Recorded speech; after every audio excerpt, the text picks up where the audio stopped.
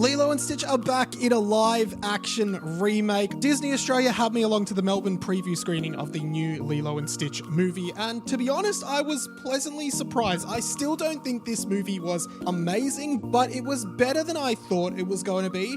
I was pretty scathing when I saw the first trailer of this movie. I thought it looked pretty pathetic, to be honest, but after seeing it, there are definitely a bunch of really positive things about this movie that I have to say. I am a huge fan of the original Lilo and Stitch movie. It is a defining movie of my generation, and I always loved the marketing and PR around the character of Stitch. And with a bunch of recent controversies and failures around Disney's live-action adaptations of their movies, this might be one of the last Disney live-action movie remakes we'll see, and I think that might be a good thing. What's up guys, Mike here. Welcome back to the channel for more movie content. Make sure you hit the subscribe button. Okay, so as I said, I was pleasantly surprised at this movie, which does take a bunch of liberties from the original, but does feel pretty true to what the original was going for. I think a lot of the integrity of the original movie is kept intact with the iconic voice of Chris Sanders, who was also the creator of the character of Stitch, reprising his role as Stitch's voice. This is such an iconic Disney character with quite an iconic voice as well, so it would have made no sense to recast this. I'm gonna be honest, I have never seen a live-action Disney remake that I thought was better than the original 2D animation. I think the Lion King remake was cool. I thought the Aladdin remake was actually pretty good, but not as good as the original. I don't know how many of the others I've actually seen because I started avoiding them like the plague because they started to annoy me so much. And as I've said in previous videos about this topic, the reason Disney keeps making movies that are live action remakes of their existing popular movies already is because they are basically money printing machines. Like, it doesn't even matter if people think this movie is good or bad. The curiosity of people to see it and the nostalgia factor just makes them buy a ticket anyway. I'm not sure how much of my enjoyment of this movie was just the nostalgia talking, but as I said, I did enjoy it a lot more than I thought I would. I think what the movie does really well is capture the emotional spirit of the original film, because yeah, Lilo and Stitch is fun and wacky and it's about aliens and it's a cool cartoon, but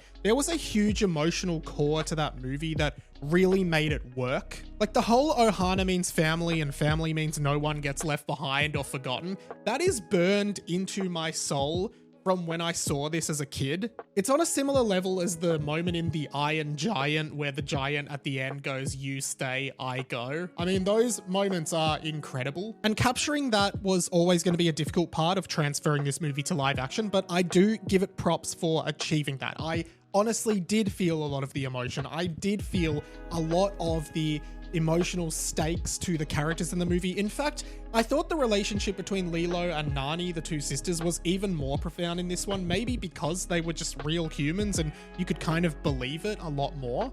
Speaking of Lilo and Nani, both the actresses who play those roles are fantastic. You really do feel a sisterly bond between them. A special shout out to Sydney Agadong, who plays Nani. I feel like she did a lot of the grunt work of making a lot of this believable, and she is definitely the more sort of endearing or complex character. I also did like the Hawaii backdrop. In the trailer, I thought the colors looked really muted, but I actually thought the scenery was quite beautiful. I also loved the music, staying true to the original movie with a lot of Elvis Presley songs. Fun fact, I actually saw this movie with my mum, who is a massive Elvis fan from way back, so she loved it.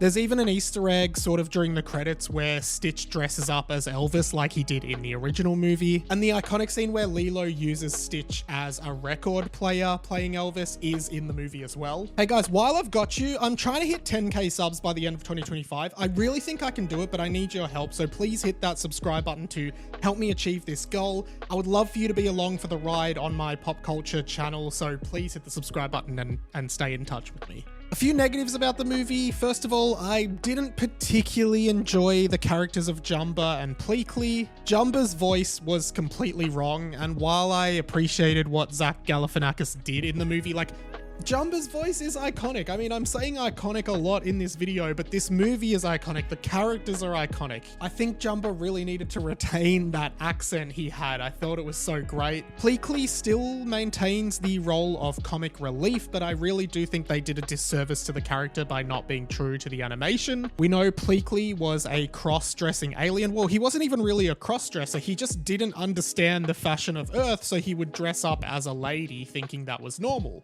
I think Disney went a little bit too conservative on this one because they've had backlash in the past about, for example, the same-sex kiss in Lightyear or other instances of more diverse characters in their movies. So I think they wanted to play it safe and not have Pleakley play that role of dressing up as a woman, but I didn't like that because it just didn't feel like my Pleakley. I mean, that's the thing. This movie was never trying to be even woke or send a message about like anything. It was just a funny thing that Pleakley was an alien who didn't actually understand how humans dressed and happened to dress as a woman. Plus, Jumba and Pleakley spend most of the movie in their human forms, which I think is also silly. I mean, I get that you want to have Zach Galifianakis' face in the movie, but to be honest, I just wish they were in their alien forms wearing human disguises like they are in the cartoon.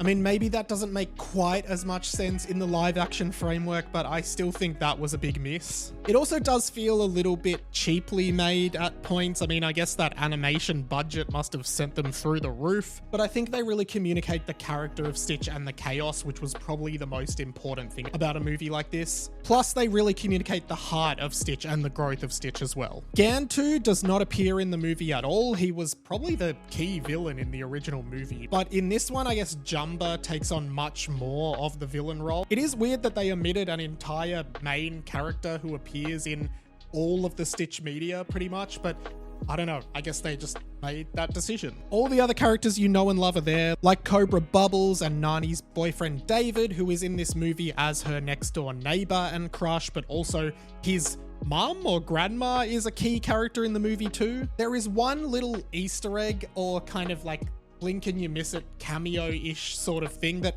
I wish I looked at more closely at the time, but essentially Jumba explains that he wants to turn Stitch into experiment 627, in which case we see a bunch of the experiments sort of like next to each other as like silhouettes, and one of them is a 627, which is a red-ish version of Stitch. Of course, if you were a fan of the wider Lilo and Stitch universe when you were a kid, you will know that 627, 628, and 629 were all red Stitch-like creatures. Probably most prominently, I think, was 629, who was called Leroy, and there was a whole movie about him called Leroy and Stitch. But basically, those red versions of Stitch were supposed to be Stitch, but more evil and not capable of love or feelings. By the time I went back to look at the silhouettes before Stitch, because I wanted to see if we had 625, the sandwich one from the TV show, it was gone, so I missed that. But I'm sure by the time you watch this video, the movie will probably have leaked online and someone will have unpacked that. So I guess go watch another video for that. Like I said, I felt a lot of the emotion, and honestly, I enjoyed this. I definitely didn't love it, and I came out of the cinema being like, that was cool. I really want to rewatch the original animated Lilo and Stitch because that was amazing. That being said, I'm glad my boy Stitch is getting some love. I loved the TV series growing up, and I just thought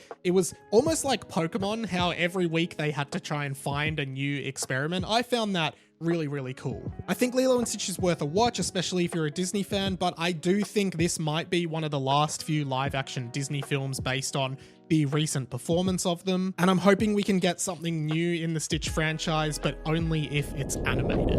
Whew, thank you so much for watching, guys. If you like this video, make sure you hit the subscribe button for more content like this. Plus, comment below, have you seen the movie yet? What did you think? And do you think they should stop making live action Disney remakes? I would love to know your thoughts, so leave them in the comments. If you made it to the end of the video and you can't think of a comment, but you want to help me out in the algorithm because you're a good guy and I'm a good guy, just comment below, cousin. That's what Stitch says, but I actually don't think he says it in this movie. Oh, it's more from the anyway, just comment cousin. I get it, you get it.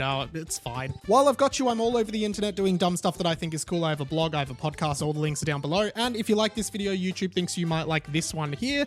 But if you just want to watch a bunch of Disney related videos, I have a whole playlist of them right here. That is pretty much it from me though. My name's Ready Mike. This has been the Inside of Mine, and I'll catch you later.